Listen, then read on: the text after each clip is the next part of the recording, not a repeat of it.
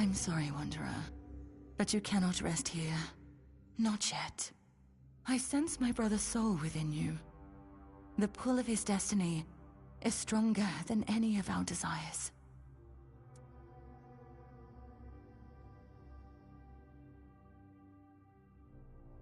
I am, well, his half-sister. A very important distinction at court. To Arthur, though, I was always just sister. The one he liked, not only loved. I stood by his side, listened to him, and spoke my mind when he needed it. And when the visions came, I was the only one who understood they weren't just madness. My poor brother. I couldn't bear to see him suffer. There was little I wouldn't do if it meant I could help him.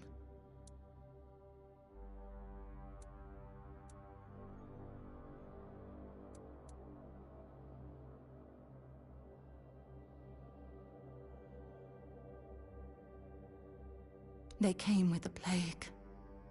The land was ravaged by sickness, and Arthur's mind was plagued by waking nightmares. He heard a voice, clear as any other, calling to him, relentlessly, day and night, begging him to return to Avalon. Oh, but how does one return to a place they have never seen before? He'd come to me in the dead of night, afraid he was going mad. But I knew better. I heard it too, though faintly. To me, they were merely...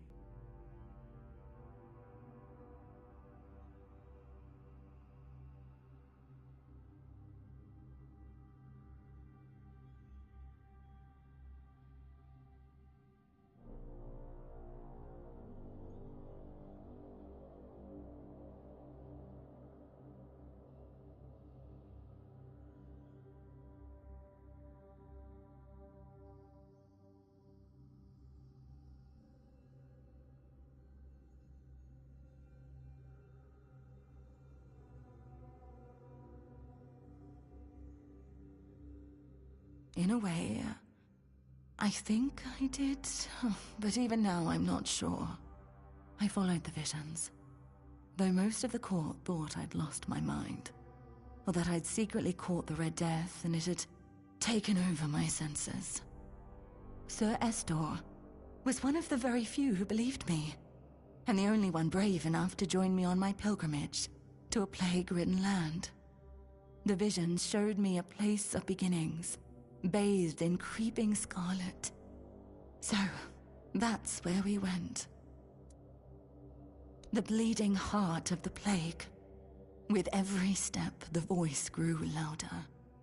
And when I finally saw it, it felt as though it was beating inside my own chest. Each heartbeat was like a knife twisting, a festering wound that could never heal. That's when I understood. The homelands are lost, and Avalon is truly our only salvation.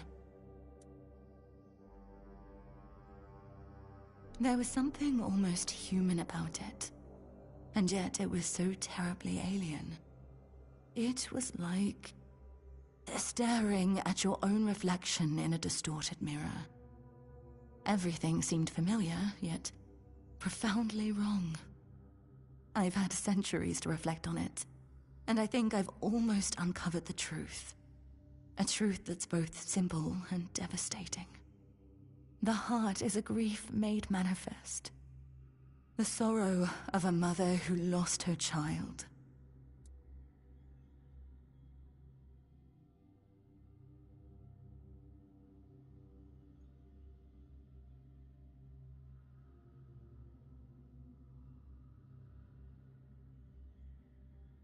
Undoubtedly, yes. These are three aspects that could not exist without one another. There was a heart, struck by immense grief. That grief gave birth to a force as untamable, as relentless as the plague. I believe that there's no cure for such matters, except time. And time is a luxury only we humans have. I don't know.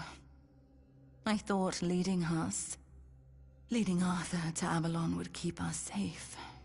But then it followed us here, too. I'm not sure there's anything we can do to cure a bleeding heart. For a being that exists outside of time, with only a rudimentary grasp of mortality, there's no such thing as an end. I doubt she wants everyone else to suffer with her. She just doesn't know how to stop.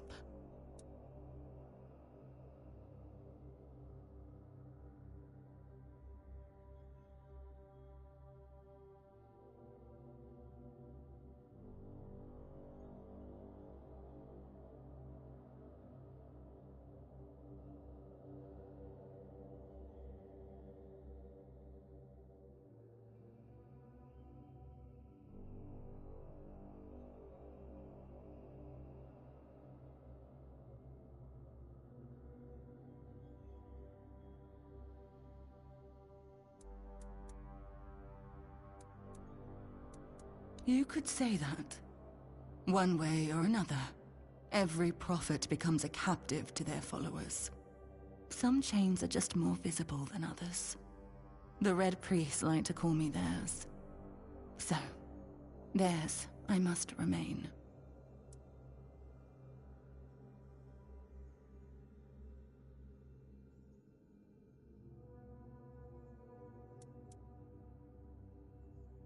After we left the homelands, people started listening.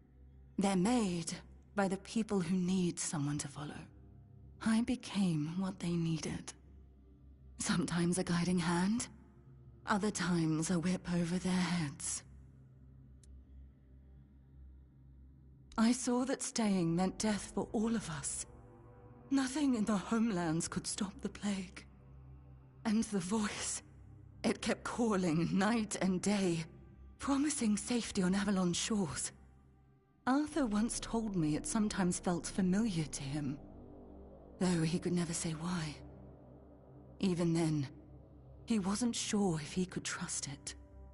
But after I returned with Estor, he didn't hesitate anymore. We sailed for Avalon, and the voice led us straight to its shores.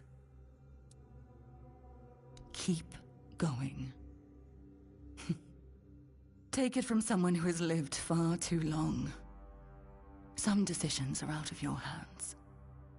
You just have to make the best of what's left. You'll do fine. You're in excellent company, after all.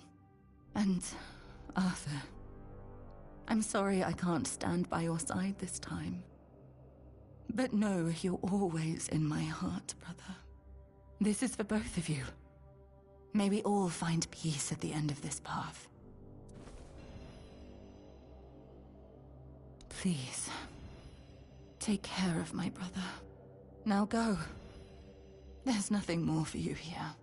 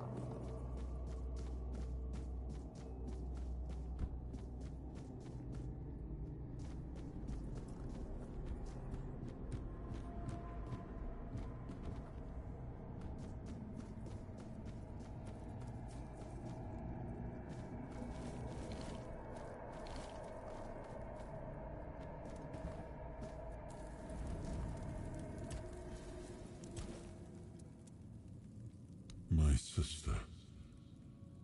I didn't think I'd ever see her again. She was gone. I've always felt like I failed her. I was her older brother, and it was my responsibility to protect her. And yet, she ended up taking care of me. And she paid dearly for it.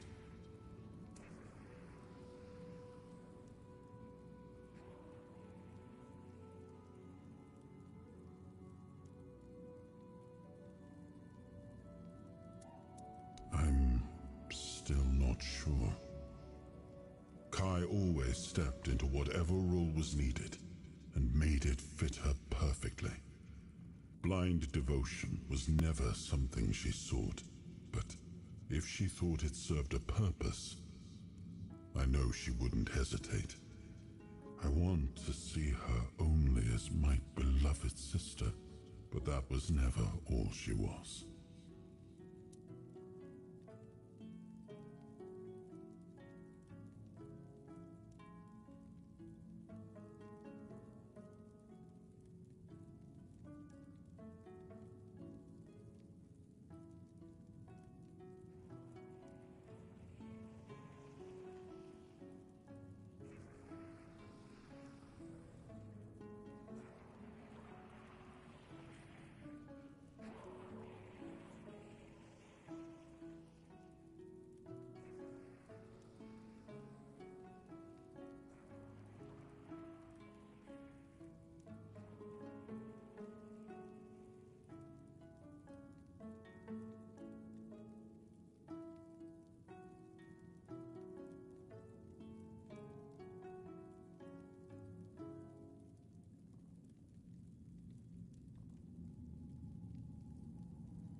A half-sibling is only halfway to being a bastard, even if acknowledged.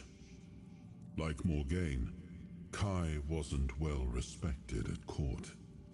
But unlike Morgaine, she never met disdain with more disdain. Just pity. The narrow-mindedness of others usually only saddened her.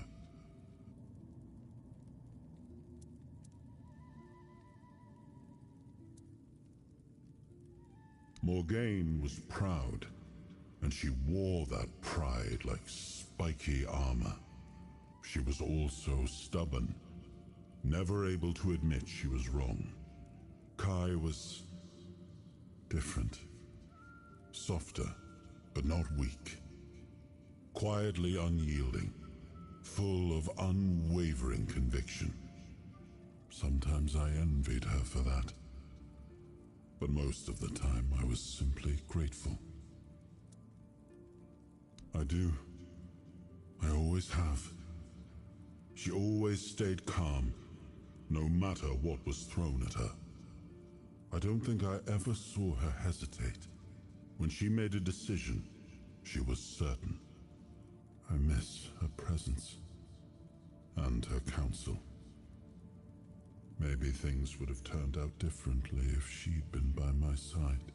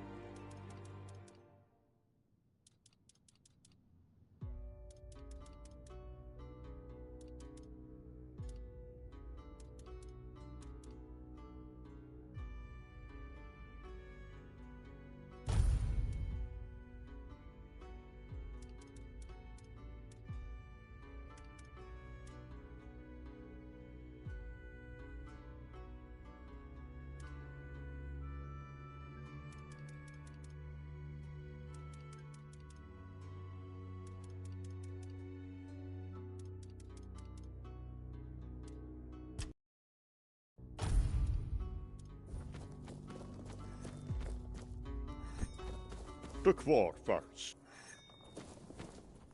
Looking for shelter, traveler? You're welcome to join us, unless you're worried a big bad Dalrita might eat you for breakfast.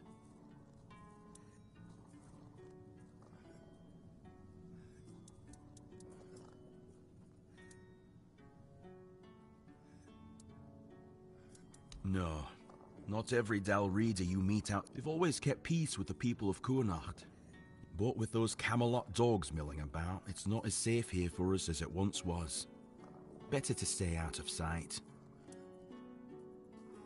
Oh, and you've met all of us, have you? They're a friendly Dalrida, just like they're a non-reader who aren't so small-minded. Or so I hope. I invited you to our fire, not into our business. We mean no harm to anyone here. He did? About what? And how's that old dog doing?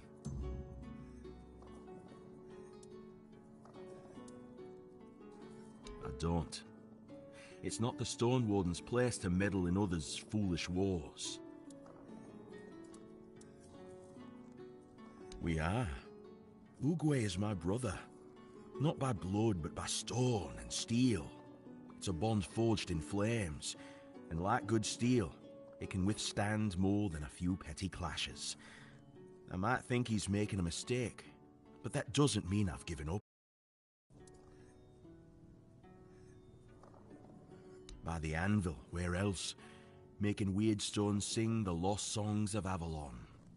The Wardens in our... We're here to guard a craft that's slipping closer to being forgotten.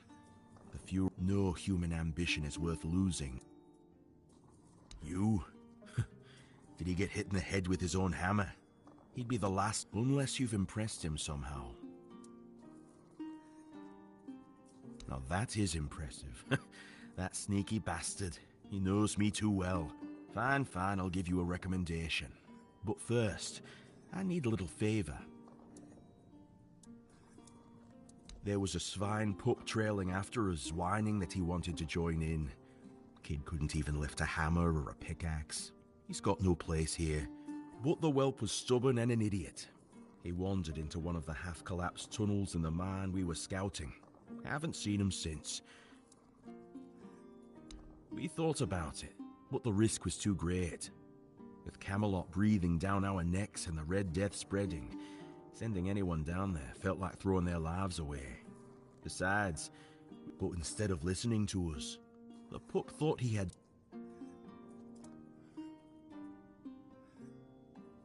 I knew that place was cursed. Mother, have mercy on those poor souls who never found their way out. I see he's not with you. Did you manage to knock some sense into him? As all men should. Though I'm not sure how that'll work out for him. Kid has a knack for but his future's not his to worry. To start your path in our brotherhood, we carry it from the moment we join, and it's our only companion when we fall into the stern dream. I'm sorry, but that's knowledge I can't share with you.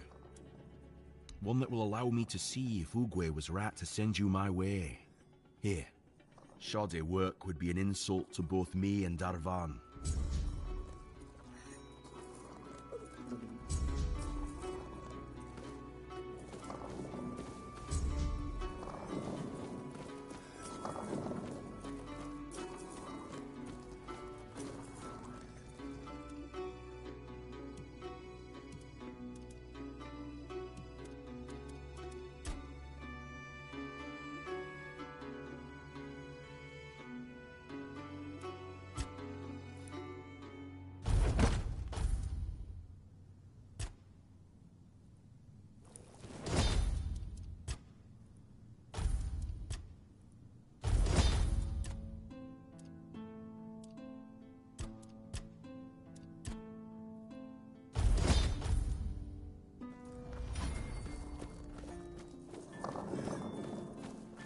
All right, then.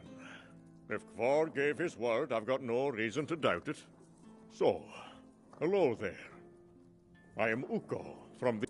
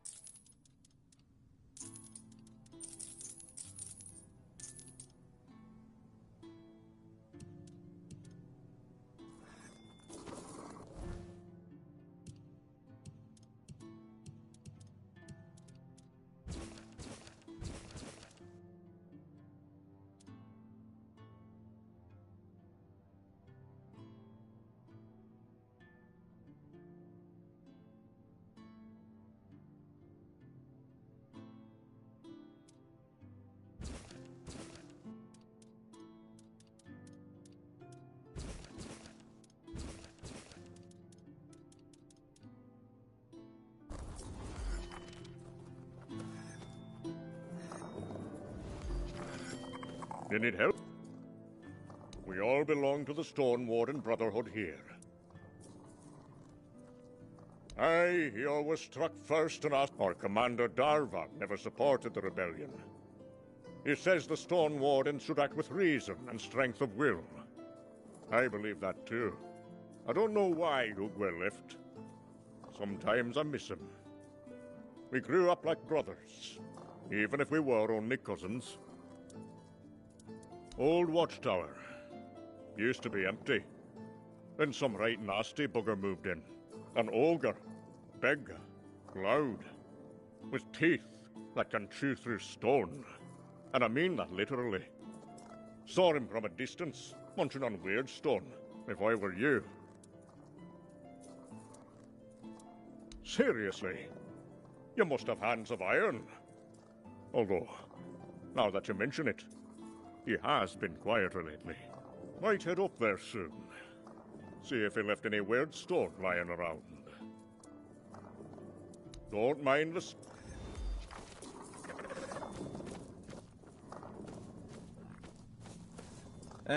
Kavor's got too soft a heart. Funny, considering it's made of weird steel. Here, have some stew. But if you want...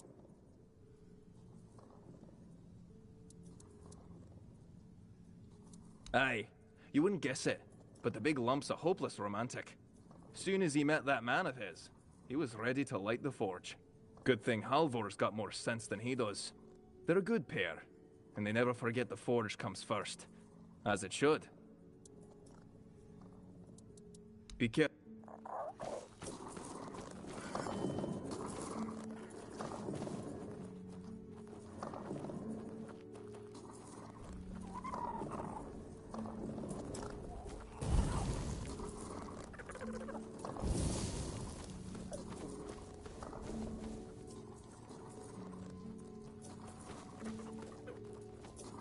You're right on. Name's Heiko. I keep this before you ask how come I'm from Thud, since most Stone Wardens are from Ulfr, and since our tribes hate each other's guts. Aye, they do. But me and my Ulfr brothers learned to make peace. For the craft's sake, you know. Singing weird steel. That's the highest honor there is. I don't talk about that too much though. Kavor and the others get all grumbly. If you're up for it, I've been thinking. You any good at baking? I only ask because, if you are, then you know. It's not the same as cooking. With cooking, you need taste buds and a basic sense of ingredients. But baking takes precision. It's closer to alchemy, really. And since I can't exactly dabble in alchemy, I stick with baking. Cooking and baking are noble crafts, harmless enough not to make the forge jealous. But alchemy, that's a different beast. It takes focus, sometimes full-on devotion. And the forge, well, she doesn't like to share. Good thing to keep in mind, if you're ever thinking about serious smithing. Aye, a man can have a dozen lovers, but only one craft he's truly bound to. Try forging with your head full of some other work, and she'll burn you for it. No question. Aye, I'm getting there. See, some of the Thud alchemists use ingredients from the weirdness in their potions. And I thought, why not try something similar, but in the form of baked goods? Maybe if we sprinkle the weirdness into food, it'll help. But I need someone to gather a few things. Ether bloom, a handful of ethereal cobweb. Ah, so you know it. Yes, it can be smoked, sure. But when eaten, stronger, maybe. We'll find out. Everything needs test. The icing. Perfect. Now, do you need anything? Do you have? Then what? Aye, we look up. Until...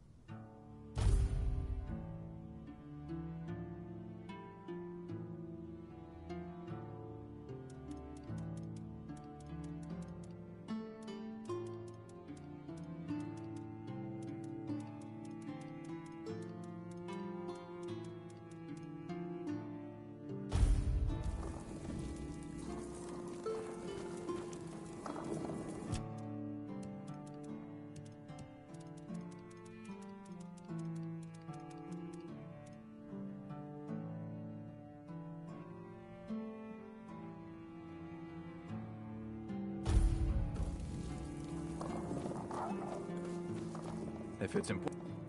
Do you have? Ah, perfect. And done. Let me know what you think. All right.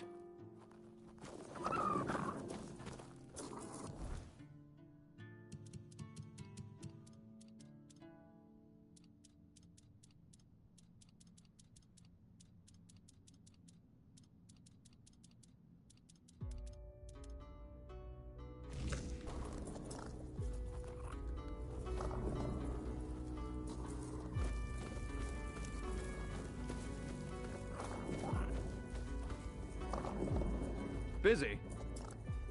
Whew. I really need to tweak the recipe. Still, not bad. I'm pretty sure I could also add something else for more flavor.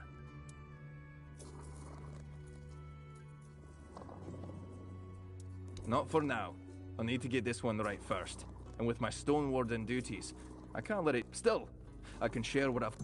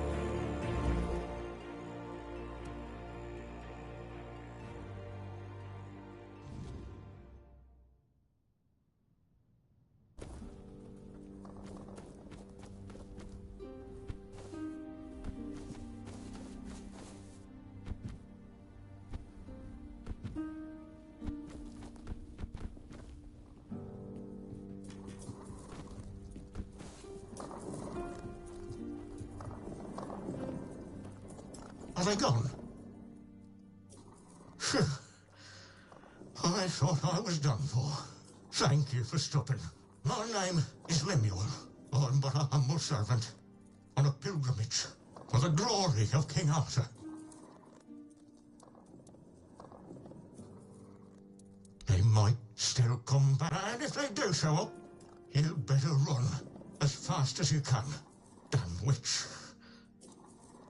Carla's lackeys are trackers, those lousy world wreckers. Well, perhaps they were once good people.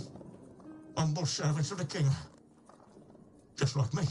But they abandoned their pilgrimage. They crossed the wrong thresholds, and then, first, it wound around their hands. Then it travelled further and further, entering their bodies through their mouths, flooding their insides. She's trying to finish what she's... Our goal is to turn a royal... Not enough about Carla. Enough. Unless the profession of a witch hunter is a noble one, and it offers generous rewards, particularly if you succeed in bringing in the head of a hag like Carla. Oh, well, decades ago I fled my village. The Red Death began to spread, and I started showing symptoms. I was terrified the Red Priest would take me to the Island Asylum. That's when I met that monster, Carla. She promised she could cure me.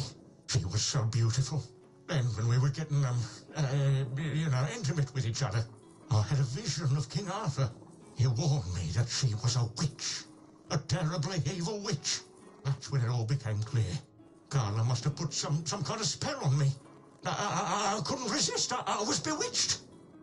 So I ran. And now, she's furious with me because she couldn't keep me.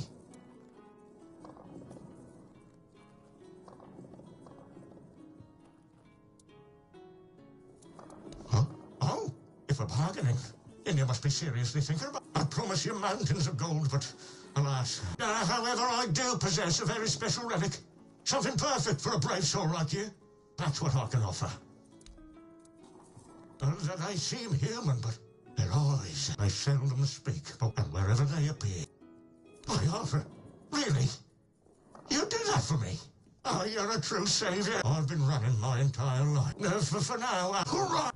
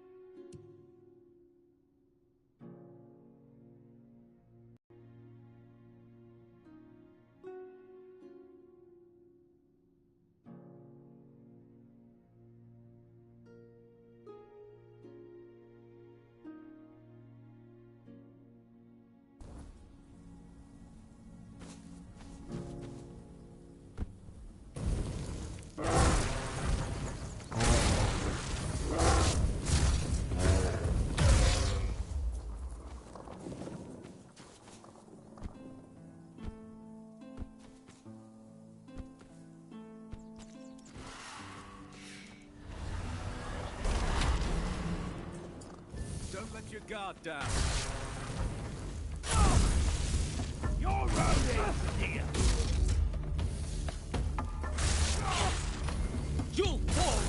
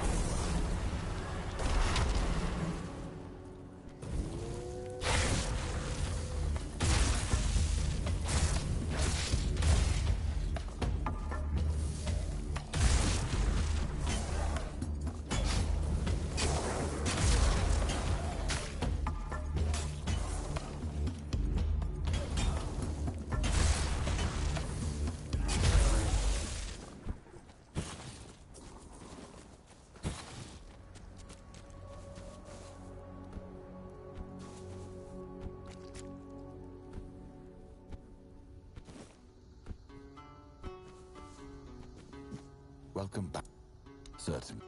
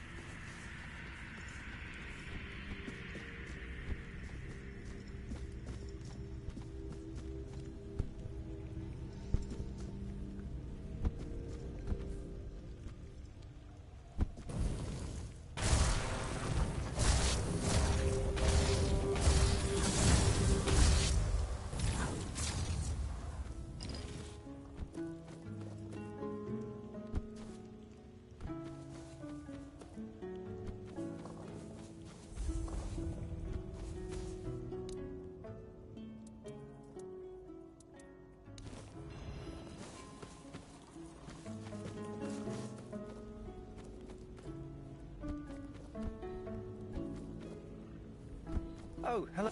Come, sit. Greetings, traveler.